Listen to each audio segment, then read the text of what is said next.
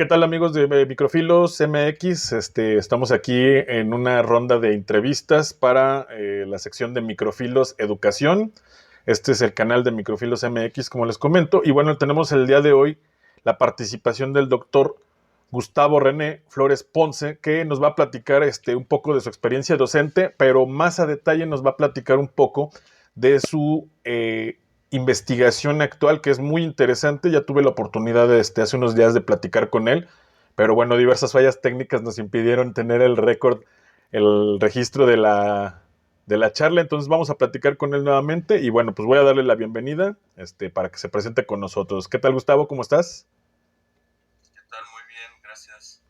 Gracias por la invitación, por, eh, por interesarte por el trabajo que estoy haciendo. Muchas gracias.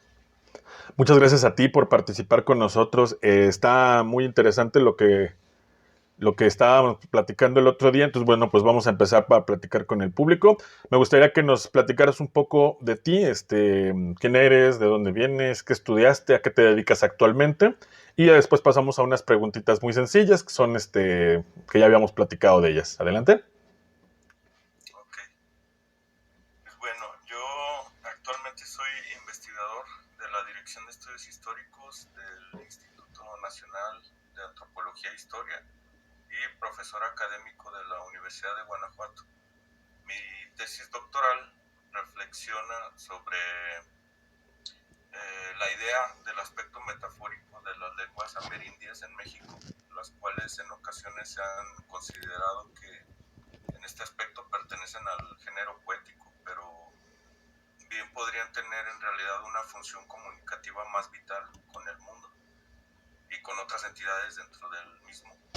Mis principales fuentes primarias son las historias locales de las comunidades indígenas de la región de Oaxaca, México, y sigo para una mejor comprensión teórica la metodología del perspectivismo desarrollada por el antropólogo brasileño Viveiros de Castro, especialmente para abordar la idea de un lenguaje único practicado por especialistas rituales indígenas que se les conoce como chamanes.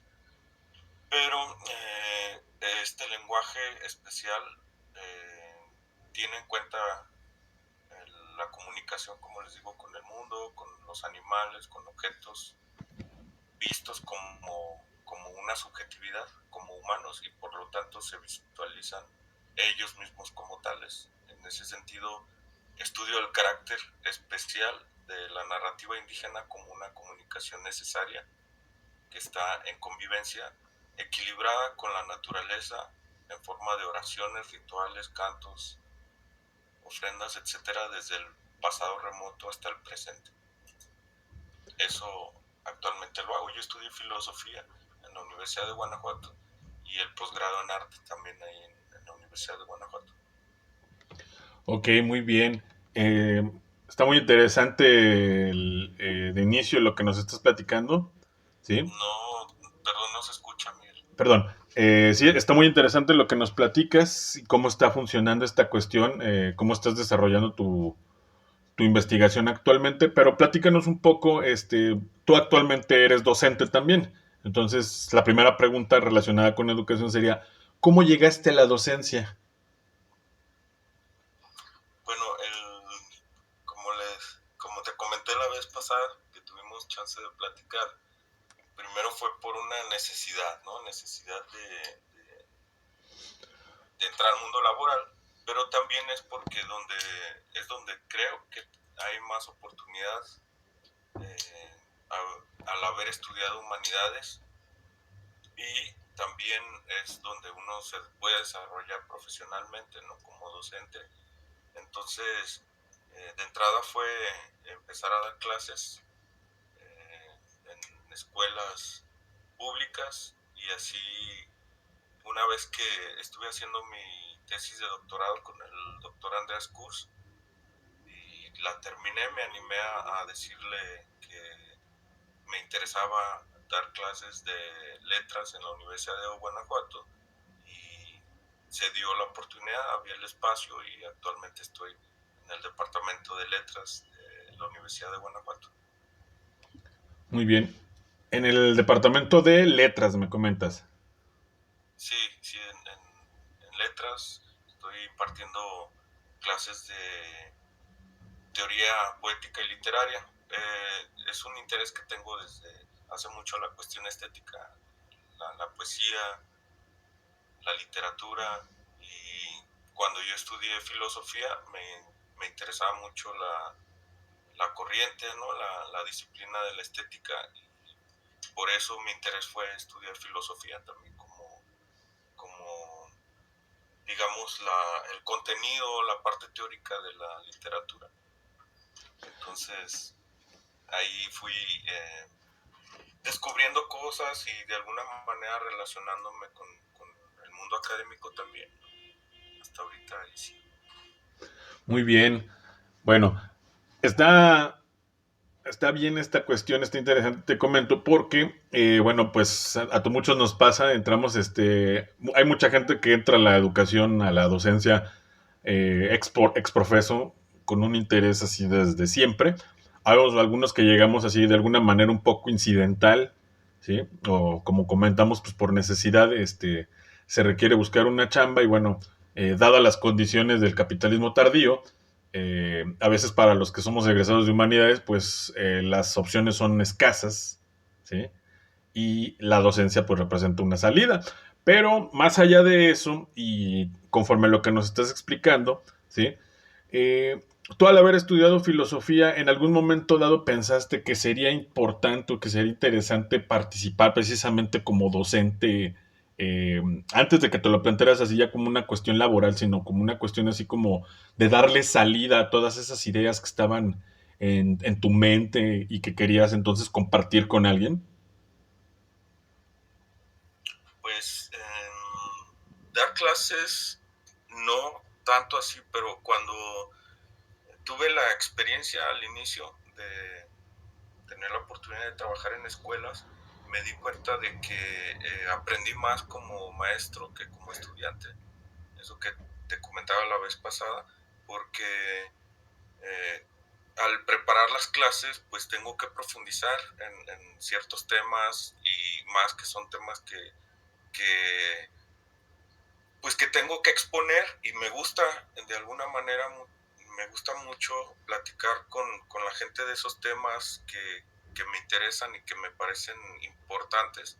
Y ahora que estoy en el mundo académico, me gusta desarrollarme en eso, porque, como te digo, aprendo más, ¿no? Aprendo mucho al preparar las exposiciones o los temas que voy a presentar, de los que voy a hablar, no solamente por obligación, sino por interés también de presentar de una manera, como te decía, como a mí me gustaría que me platicaran o que me dieran una clase, ¿no? Trato de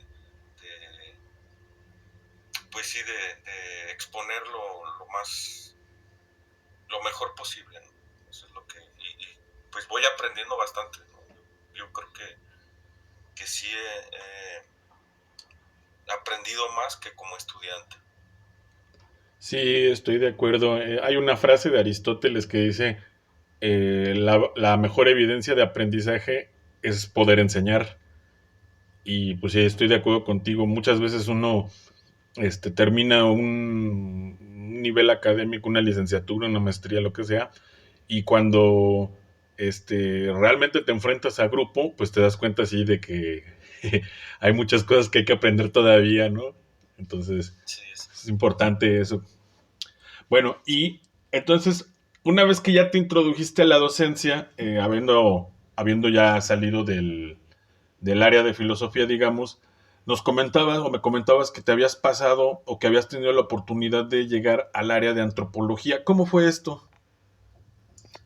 sí, lo que pasa que en literatura, por diversas cuestiones, ¿no? Siempre me ha interesado las letras, como te decía, pero en especial, en específico la producción que se dice estética indígena.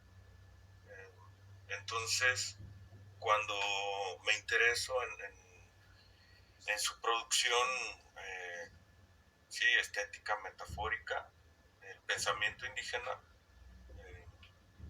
me invita David Bright en el doctorado a participar en un seminario de patrimonio estético y pueblos indígenas, que luego también eh, se, han, eh, se han grabado videos y están en las redes. Entonces, cuando participo en este proyecto de los seminarios de patrimonio estético de los pueblos indígenas, conozco a una historiadora, antropóloga, la doctora Etelia Ruiz Medrano, y ella trabaja con pueblos de Oaxaca en la actualidad, y me dice, pues es que hay un grupo de indígenas que te puede interesar porque hay un curandero que practica este tipo de lenguaje y en ese pueblo de los Triqui en específico hay historias locales que no son conocidas, ¿no? De hecho es muy poco estudiado el pueblo Triqui y entonces me invita como auxiliar de investigación de ella y empiezo a ir a recopilar información y descubro las historias locales que regularmente se les llama cuentos o mitos, pero de los Triqui. Y entonces poco a poco me fui relacionando también con este pueblo, con este pueblo que es actual, bueno, que tiene una vigencia, ¿no? de sus ancestros y que sus historias locales no son muy conocidas. Entonces, bueno, ya después pasé al área de investigación y ahorita soy investigador interino de la Dirección de Estudios Históricos del INAH. Muy bien. Entonces, cuando pasaste, digamos que de este, digamos, acercamiento a la filosofía, que fue tu formación inicial, y luego te pasaste al área de, o bueno, sin abandonar lo primero, digamos que ahondaste en tus intereses y llegaste entonces a esta expresión. ¿Qué impacto tiene entonces tu formación filosófica en tu investigación actual? Sí, lo que pasa que a mí siempre me interesó el pensamiento en ese sentido, ¿no? En la filosofía, pues lo que se ve son concepciones acerca de la realidad, del mundo, y pues los indígenas tienen una concepción muy original acerca de la realidad, que no es diferente, no es opuesta a la occidental, a la que se conoce en la filosofía, pero a fin de cuentas es otra concepción de la realidad. Y el trabajo de campo, el hecho de trabajar con la metodología del antropólogo, de ir a conocer, a no responder por ellos, sino hacerlos o descubrir sus respuestas acerca de, por ejemplo, con estas historias locales, cómo ellos explican el origen de la vida, el origen del ser humano y todo esto, nos permite ver cómo ellos viven y cómo perciben al mundo. Entonces, en ese sentido se relaciona eh, todo lo que me interesa con la filosofía, con el pensamiento indígena y con ese lenguaje especial que ellos tienen para comunicarse con el mundo. Está muy interesante porque además, precisamente cuando hablamos previamente, me comentabas que algo que a ti te interesaba era que se concibiera esto, esta investigación que tú estás desarrollando actualmente, ya no exactamente como un producto de pensamiento estético, de reflexión estética, sino que va un poco más allá porque, por lo que veíamos, por lo que me planteabas, pues más bien tenía un alcance ontológico. Hablábamos ya más bien no solamente de formas de expresión simbólica, sino de formas de representación o de comprender la realidad, digamos que tiene un carácter ontológico. Y entonces en este sentido ya la investigación pues ya había dado un giro, ¿no? Entonces quisiera que nos platicaras un poco de eso después de la siguiente pausa. Vamos a hacer una pequeña pausa y regresamos entonces para aquí para nuestros escuchas de radiofilos y de microfilos, ¿sí? Para que estén entonces ustedes al pendiente y regresamos en unos instantes. Microfilos, microdosis de filosofía. ¿Qué tal amigos de Radiofilos y de Microfilos? Estamos de nueva cuenta aquí platicando con el doctor Gustavo René Flores Ponce, ¿sí? Y bueno, pues estábamos platicando acerca de su interesante investigación sobre pueblos originarios en la Sierra de Oaxaca con las comunidades triquis, ¿ok? Y bueno, él nos va a ampliar un poco cuál es el carácter ontológico de su investigación. Bueno, creo que hay algo ahí, podría decirse, poco trabajado, muy poco trabajado, que encontré en estas investigaciones que me llevaron a ver de alguna manera esta concepción a la que se le llama ontológica, ¿no? de cómo ellos perciben el mundo, la realidad. Y te comentaba que, bueno, la vez pasada que tuvimos esa otra charla, que yo llegué de entrada con otra metodología que es la hermenéutica, ¿no? La cual ha servido a la filosofía, al pensamiento, mejor dicho, a la hermenéutica, a entender al mundo como, no como objeto, sino como un sujeto. Y la manera de abordarlo ya no es la explicación, sino la comprensión de ese objeto sujeto. Entonces, cuando yo leo a Gadamer, a Heidegger, por ejemplo, sobre todo con Gadamer, encuentro una concepción prehispánica acerca de este pensamiento del mundo como sujeto, como aquel que habla. Y te comentaba de un canto de Ayocuan Coetzpaltzin, que donde él está hablando escucha un ave, y esta ave está emitiendo cantos que son palabras que llueven como, dice él, como esmeraldas y plumas de quetzal. Y ahí escucha en estas palabras al dador de la vida. Y quizá el ave, así se podría entender ese canto, el ave trata de comunicarse con el dador de la vida, y cuando lo oye Quetzalcoatl trata de hacer lo propio, también tratar de hacer un canto como el ave, con esmeraldas, con flores, con plumas de quetzal, con ese lenguaje especial para comunicarse y hacerlo, digamos, hermoso, como flores, ¿no? Como esmeralda, valioso, ¿no? Como algo que es digno de un dios, ¿no? Del dador, ¿no? Un dios entendido no con esta idea occidental de un dios benévolo, sino con el dador de la vida, ¿no? Que es muy diferente. Y entonces, con esto se puede ver también, pues, cómo ellos perciben también al mundo en comunicación, ¿no? Al entorno, como sujeto, como, como, el, como el otro que está ahí, que también nos hace a nosotros vernos, porque una de las premisas, si pudiera decirse así, de Miguel León Portilla, que también lo comentamos, es que los cantos indígenas, por eso me interesé también en los especialistas rituales, en los curanderos, ¿no? Porque los tlamatinime, o los que producían este tipo de cantos, tenían la función de un espejo agujerado, ¿no? Decía León Portilla, porque el espejo agujerado es aquello donde podemos ver a través del espejo, pero también nos podemos ver en él. Entonces la función de ese canto, de esos tlamatinime, de los especialistas rituales, es ayudarnos a nosotros a vernos, a figurarnos, a recordar cuál es nuestro rostro como seres humanos, ¿no? Como aquel que el mundo también nos está haciendo, ¿no? El entorno, el lenguaje.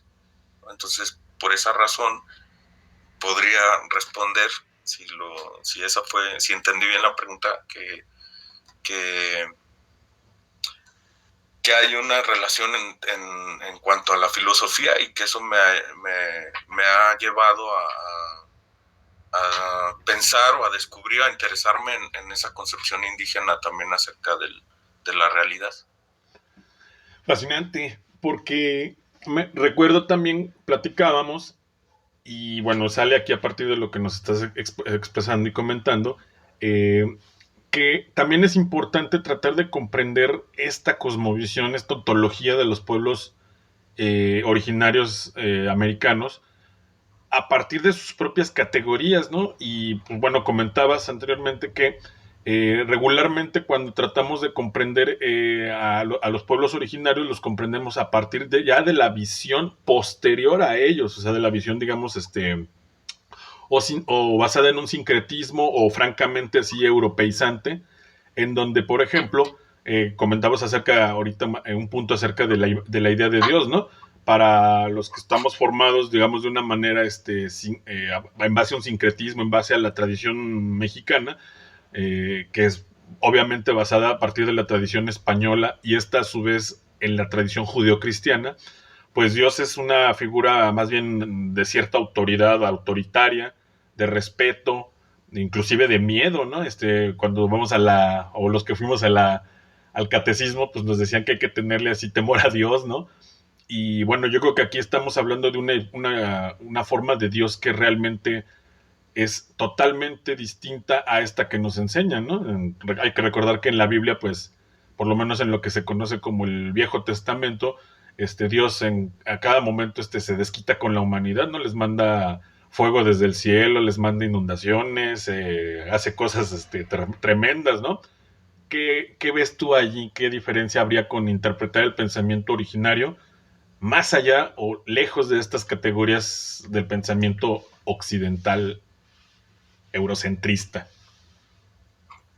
Sí, bueno, en realidad hay una concepción diversa, ¿no? De las deidades, porque no solamente son Dios, sino que son varias, ¿no? Que cada una tiene su época, y eso se puede encontrar en estas historias que ellos cuentan, a la que desde el pensamiento occidental, el común, digamos, que tenemos nosotros le llamamos mitos, ¿no? Pero curiosamente le llamamos mitos, ¿no? Y para ellos pues son sus historias, ¿no? Historias del origen del mundo, del ser humano, donde el Dios no se ve como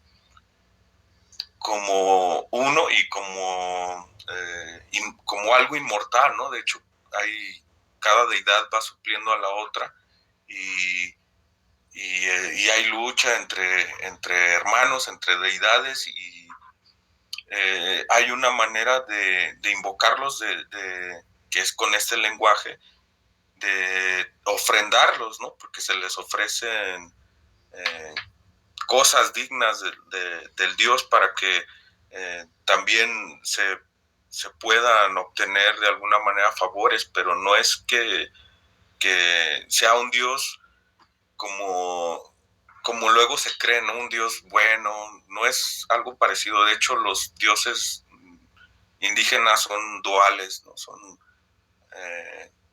Siempre son los nombres son difracismos, ¿no? Donde se combinan elementos, ¿no? Tezcatlipoca, Ipalnemoa, Moyocoyatzin, son Ometeotl, ¿no? Son padre y madre,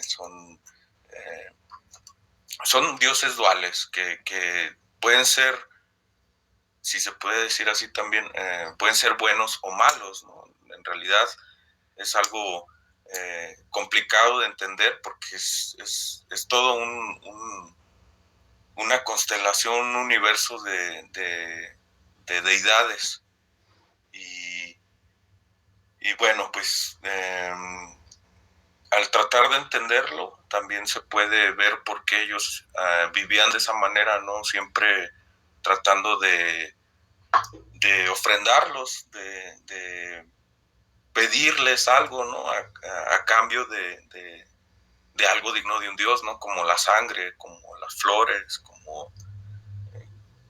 como estas ofrendas que duraban incluso días, eran días festivos, y que pareciera que ya se dejó de practicar. Y si uno va a estos pueblos que me tocó ver, comprueba que se siguen practicando los rituales, no de la misma manera, o como se cree, no son sincretismos, sino que es una combinación dinámica de elementos, ¿no? Porque el sincretismo es el reemplazo de elementos de otra cultura, pero no hay un reemplazo, simplemente hay un uso dinámico.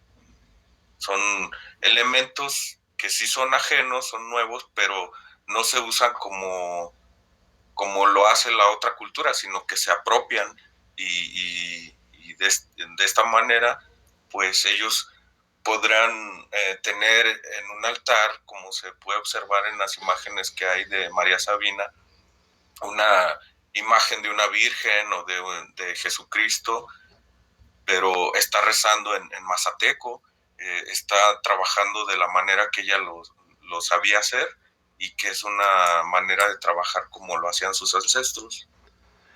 Antes de que pasemos con María Sabina, que también era un tema bien interesante, muy, muy importante de lo que nos planteabas, pensando en esta reflexión acerca de que estamos acostumbrados a pensar a los pueblos originarios a partir ya de la educación que recibimos así posterior a la colonización española, esta idea que señalas de que, por ejemplo, para la tradición judio-cristiana, Dios es omnipotente, omnipresente, es inmortal, de hecho es atemporal, está fuera del tiempo, él maneja el tiempo, pero el tiempo no le afecta a él.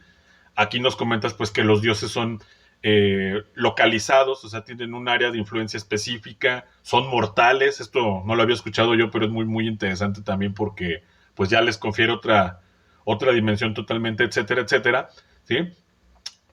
También comentabas, a partir de que citaste ahorita a León Portilla en la ocasión anterior que estuvimos platicando, comentabas que si bien es importante el aporte del doctor León Portilla al estudio de los pueblos originarios, ¿sí?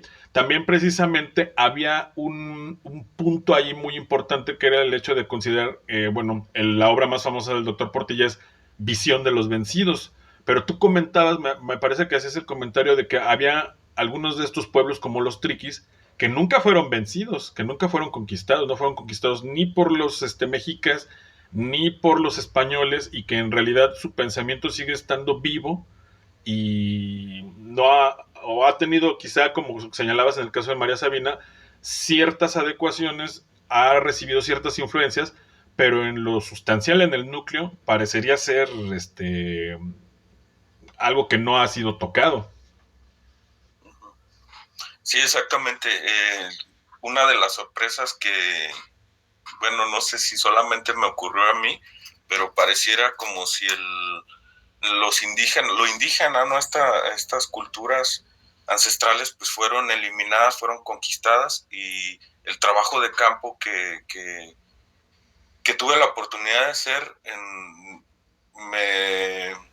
me hizo ver que están vivas, ¿no? Que son culturas que están vigentes con tradiciones ancestrales, ¿no? Milenarias, y ahí están, o sea, no es que haya salido de un libro que lo haya leído yo de algún autor, sino que tuve la oportunidad de ver cómo lo vivían, ¿no? Cómo en estas comunidades que en efecto no fueron conquistadas ni por los mexicas ni por los españoles, y ahí están, ¿no? Todavía, de hecho, hace no mucho, en el siglo XX, se quisieron imponer, se quisieron poner como bases militares, pero uno de los mandos cometió violó a alguien de ahí del pueblo y los triquis lo mataron, ¿no?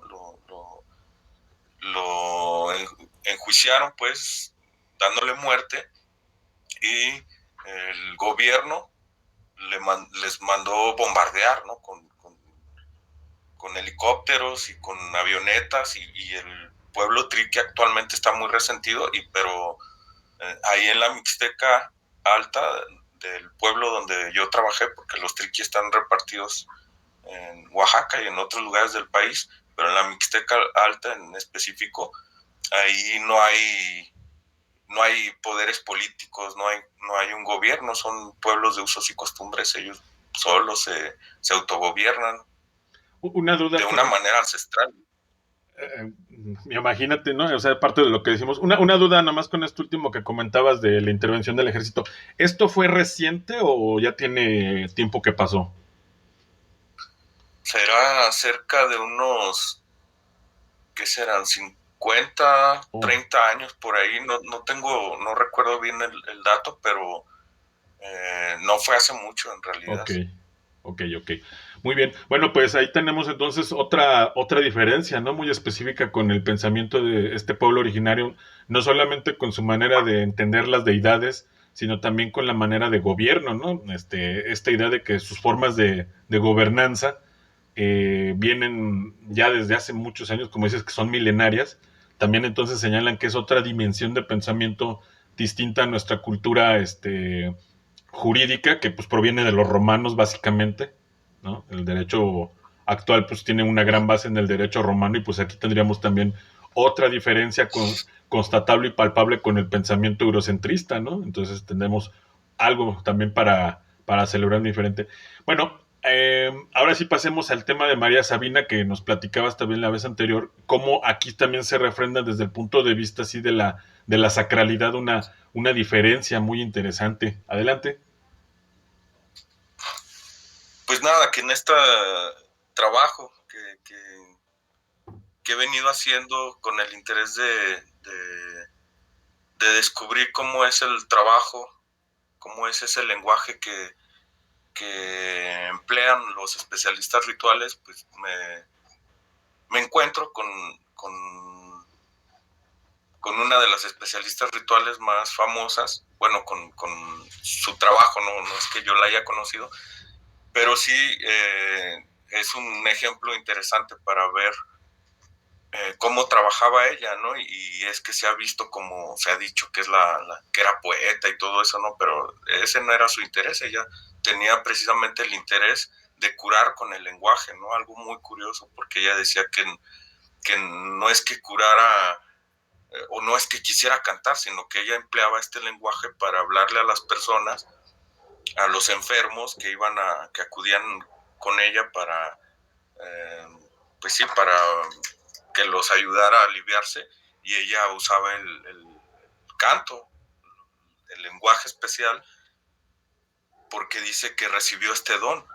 Según dice en su biografía, ella no, más bien no cualquiera puede ser eh, un sabio, ¿no? Porque ella decía que era una sabia, sino que era un don que recibió del dios de la montaña. El dios de la montaña se le aparece a ella en una de sus visiones que tuvo al consumir los hongos, y así como no cualquiera puede consumir hongos, ella lo conversa con él y él le otorga este don de curar a través del lenguaje. Y bueno, pues nada, Este punto de María las, Sabina. de las plantas de poder también, que fue comentado anteriormente, porque, bueno, tiene que quedar muy claro, como vamos a salir en YouTube, luego pueden así bajarnos el video por hacer apología de sustancias. No estamos promoviendo el uso de ninguna sustancia, que quede muy claro, Exacto. ¿sí? Pero es importante entender cómo piensan los pueblos indígenas este tipo de sustancias que actualmente pues están muy demonizadas, muy satanizadas, que se consideran como malignas, pero bueno, tienen otra connotación para los pueblos originarios. Pero esto me lleva a otra pregunta que también te había hecho cuando platicamos anteriormente y que tuvo una respuesta así realmente mostrativa o realmente pues aclaradora de muchas ideas. Porque yo te preguntaba si tu investigación tendría algo que ver o estaría inspirada o podríamos compararla con esto que había hecho Carlos Castaneda, que en sus diferentes textos, como las enseñanzas de Don Juan y Relatos de Poder y Viaje a Ixtlán y muchos otros, pues habla de que conoció a un tal Don Juan Matus y le enseñó ciertas características de los pueblos, pues huicholes, yaquis, vaya, de los pueblos del norte de México. ¿Ok? Y bueno, tú me comentabas que era algo muy distinto. ¿Puedes ahondar un poco en ese punto? Sí, se crea como tendencia extranjera del uso de sustancias, ¿no? Pero también te comentaba, no cualquiera, así como lo menciona Sabina, no cualquiera puede ser sabio, no cualquiera puede ser pues curandero, y también no cualquiera puede usar esas sustancias, ¿no? Porque son enteógenas, y son sustancias especiales para hablar con las divinidades.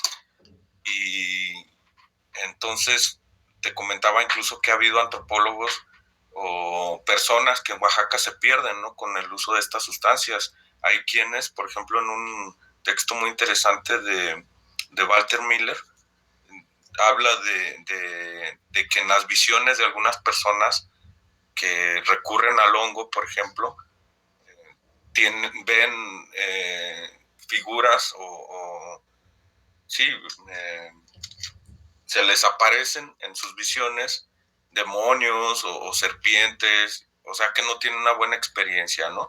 Y muchos de ellos pues quedan ahora sí que en ese viaje que querían hacer, ¿no? Y se pierden, padecen de irrealidad y en lugar de encontrar a Dios, que muchas veces es la respuesta, ¿no? Que dice Sabina, es que muchos ya vienen al uso de las sustancias para encontrar a Dios y en realidad no es para eso, es para el especialista ritual, para curar al enfermo. Y esto se relaciona porque María Sabina habla con los hongos.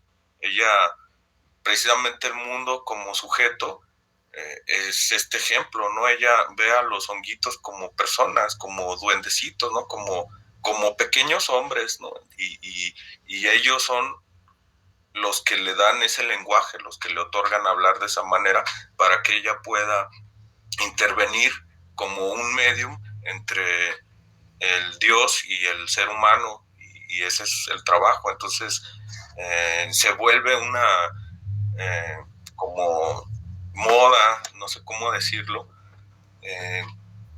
extranjera, con la curiosidad, ¿no? de esas sustancias para, no sé, para tener alguna experiencia, pero les digo, la realidad es otra, ¿no? Y así como lo podemos encontrar en el texto de Carlos Castañeda, ¿no? Acerca de,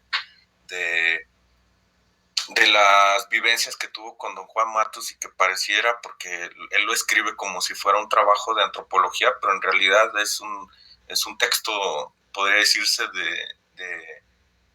de literatura que juega con la realidad, ¿no? Porque él no estoy seguro si estudió antropología, pero al parecer no, y no es un trabajo de antropología, ¿no? Es un libro donde habla de algunas vivencias que tuvo con este personaje, don Juan Matus, ¿no? Pero en realidad se convierte en un bestseller y parece que es lo que buscaba más bien el autor, ¿no? Entonces, aquí estaríamos hablando también de otra característica, algo muy diferente, ¿no? O sea, mientras que efectivamente, como señalas tú, a partir de los años 60 del siglo pasado se dio alguna especie de moda en donde se comentaba que los Beatles fueron a visitar a María Sabina. Era reputado que los Doors, que algunos miembros de los Doors habían consumido Hikuri.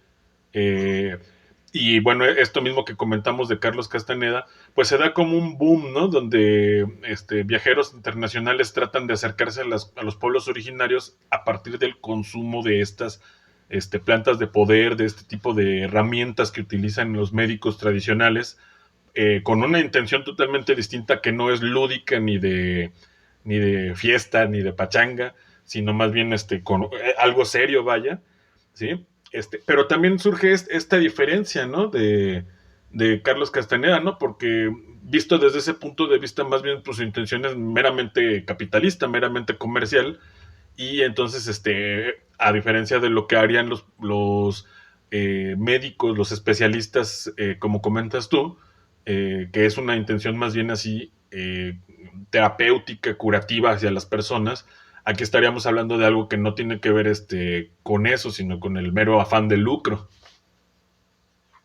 Sí, exactamente. No se trata de una cuestión de experiencia satisfactoria, ¿no? Es una herramienta que tienen los curanderos para platicar con el mundo, ¿no? Para encontrar, para ver cuál es el problema y encontrar una solución, pero no es para entretenimiento, no es para divertirse, ¿no? Y como les comento, no siempre o no cualquiera lo puede usar, ¿no? Por eso debe ser alguien que tiene la capacidad y que tiene el don de hablar, ¿no? Con el entorno, de percibirlo diferente y de ayudar a la gente. No es tanto para satisfacción personal, si no, no lo harían o andarían promoviéndolo, ¿no? Pero en realidad lo que pasa es que se crea una fama, ¿no? Porque si hay si padecen un tipo de embriaguez, ¿no? Con un estado, digamos, hedonista, pero es con la finalidad, como les digo, de ayudar a las personas a aliviarse, o sea, como mencioné hace un momento, de ayudarlos a recobrar quienes son realmente y no estar enfermos. Algo muy, Entonces es otro. algo muy parecido a lo que platica Platón, ¿no? Sobre las experiencias que supuestamente llegó a tener Sócrates al consumir misterios eleusinos en su visita al oráculo de Delfos, ¿no? Era más bien una herramienta, un instrumento, una vía de autoconocimiento más que como decimos, que un viaje de placer.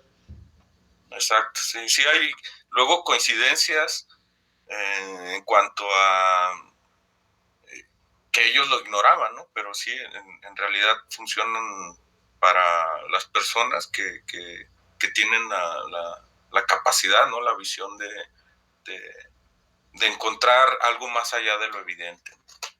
Órale, pues sí, está muy interesante este tema. Bueno, me gustaría saber si tienes algo más que ofrecernos, algo más que comentarnos acerca de esta muy interesante visión alternativa de la realidad que tienen o bueno, alternativa de la realidad que se nos ha educado a pensar desde nuestra educación así occidentalizada, ¿ok? Pero algo más que nos pudieras aportar al respecto, Gus. Pues nada, que es un trabajo que se puede desarrollar más y que pienso seguir investigando para ver qué más hay en cuanto a la concepción indígena, que en la actualidad está vigente, que no fue conquistada, que no es la única concepción, la occidental, la que hay, y que nos puede, como lo hacen los especialistas rituales, nos puede otra vez ayudarnos a recuperar cuál es nuestro rostro, ¿no? Cuál es la realidad del entorno. Les decía, no es un pensamiento diferente ni opuesto, como dice el antropólogo Viveiros de Castro, es simplemente una concepción alterna que, que tiene su propia visión del mundo, del ser humano, y que no se ha estudiado tanto precisamente porque ha dominado más, se ha esparcido más la cosmovisión occidental, que es con la que nos regimos, con la que estamos viviendo, precisamente con este lenguaje con el que hemos crecido y nos hemos organizado como sociedades, con el que nos hemos formado como individuos, pero que yo creo que en la actualidad sería importante echar un ojo a esa otra concepción indígena y que se ha trabajado muy poco, y pues eso, ¿no? Yo creo que lo que trabajé en mi tesis doctoral es una parte, y cada vez que me encuentro con un texto, eh, con el trabajo de otros antropólogos, le encuentro más sentido a muchas cosas que luego quedaron como datos, como información, cuando trabajan con los pueblos, con esas evidencias, pero que vista como la puedo percibir ahora, hay muchas características que aclaran más cuál es la concepción de las comunidades indígenas, y que para entenderlas, para entender a estas comunidades de la actualidad también es importante, interesante seguir estudiando, ¿no? Investigando y tener más claro, y parece que hay mucho trabajo por hacer. Eso Claro, sería. siempre damos cuenta de que apenas estamos así comenzando a comprender. Gustavo, ¿dónde te pueden encontrar las personas que estén interesados en tu investigación, en comunicarse contigo? Pues hay una página de Academia Du que viene con, así como mi nombre, Gustavo René Flores Ponce, y también les puedo pasar mi correo, que es el siguiente, es rene.flores.ponce@gmail.com, y pues creo que esos son uno de los medios más posibles para contactarnos. Muy bien, los vamos a compartir aquí en la sección de comentarios del YouTube para que la gente pueda acceder a ellos y te pueda comunicar contigo y bueno, pues pueda compartir más estas experiencias y estos conocimientos que tú has adquirido. Miren, aquí ya aparece la página de Academia de Gustavo, la vamos a compartir el link para que nuestros seguidores, nuestro público pueda conocer a detalle la investigación del doctor Gustavo René Flores Ponce y bueno, pues estos interesantísimos trabajos de campo sobre las comunidades triquis, los pueblos originarios y su cosmovisión, que es pues realmente algo que nos ayuda a pensar, ¿no? Que esta, como decía Max Weber, esta racionalidad occidental en la que hemos sido educados, pues obviamente no es la única forma de comprender la realidad en la que nos manejamos, ¿no? Hay otras formas y es importante, muy importante, conocerlas y sobre todo nosotros, en nuestro caso que vivimos en México, darlas a conocer, ¿no? Sí, exactamente, son pensamientos milenarios, ¿no? Con los que se organizaban sociedades, y hubo sociedades bien evolucionadas como estas prehispánicas que se creen conquistadas.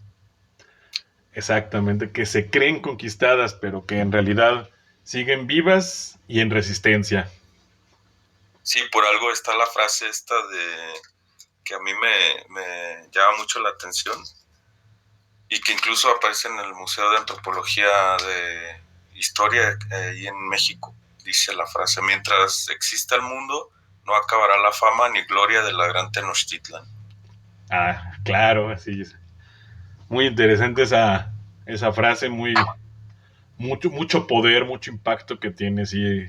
Y bueno, pues para los que gustamos, obviamente en calidad de interesados nada más en estos temas de antropología, de arqueología, bueno, pues realmente es algo muy interesante que nos invita a pues seguir conociendo, seguir escuchando a investigadores como tú que se dedican a esto. Bueno, Gustavo, te doy muchas gracias o te quiero dar mucho las gracias por participar en esta serie, en esta sesión.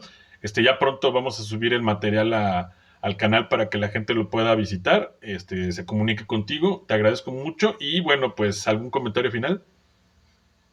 Oh, pues nuevamente al contrario, te agradezco por el interés y mucho éxito en esto, y es un gusto compartir la información y que estemos en comunicación, y que ojalá si hay interés en esto, que les parezca que pueda aportar algo, ¿no? Pero te agradezco mucho que me hayas hecho parte de este proyecto que estás realizando. Muchas gracias. Gracias a ti. Bueno, amigos de Microfilos, este fue el doctor Gustavo René Flores Ponce. Ya nos compartió parte de su investigación. Esperamos tenerlo próximamente con nosotros nuevamente. Y bueno, de mi parte es todo. Soy Miguel Ángel Hernández. Hasta pronto.